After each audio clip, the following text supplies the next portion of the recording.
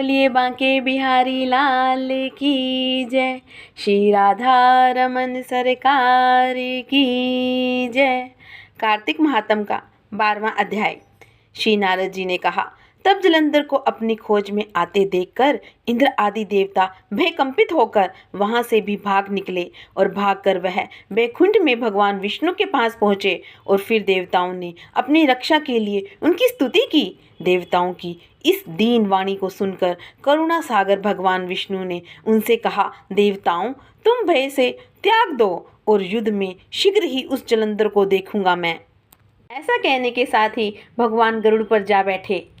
लक्ष्मी जी के नेत्रों में जल भर आया और उन्होंने कहा, हे नाथ, यदि मैं सर्वदा आपकी प्रिय हूँ और भक्त हूँ, मेरा भाई आप द्वारा युद्ध में कैसे मारा जाना चाहिए। इस पर भगवान विष्णु ने कहा, यदि तुम्हारी ऐसी ही प्रीति है तो मैं उसे अपने हाथों से नहीं मारूंगा, परंतु युद्ध में तो जाऊंगा ही, क्योंकि देवताओं ने मेरी बड़ी स्तुति की है। और ऐसा कहकर शंख चक्र गदा पद्मधारी भगवान विष्णु गरुड़ पर चढ़े और शीघ्र ही युद्ध के उस स्थान पर जहाँ पहुँचे जहाँ पर जलंधर विद्यमान था।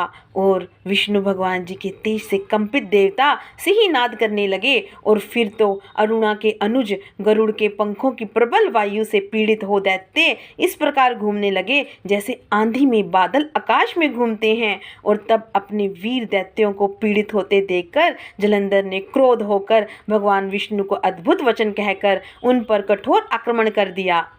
जय श्री राधे, जय श्री कृष्णा। जय श्री राधे, जय श्री कृष्णा। कार्तिक मास की कृष्ण पक्ष की एकादशी बहुत ही फलदायी है। प्राचीन काल में राजा मुचकुंद की पुत्री चंद्रभागा का विवाह शोभन नामक युवक से हुआ। एक बार रमा एकादशी आई। राजा ने आदेश दिया कि आज कोई भी अन्न जल नहीं लेगा। और शोभन बहुत ही कमज़ोर था। और चंद्रभागा बोली, स्वामी, इस राज्य में कोई भी व्रत से नहीं मुक्त होता। और शोभन ने व्रत किया, पर भोर तक भूख प्यास से उसके प्राण चले गए। के प्रभाव से उसे दिव्य लोक तो मिला, पर वो स्थिर नहीं था, क्योंकि व्रत श्रद्धा से नहीं भय से किया गया था। और जब यह बात चंद्रभागा को पता चली तो उसने दृढ़ निश्चय किया कि मैं अपने पति को लोक पुण्य फिर से स्थिर कर दूंगी।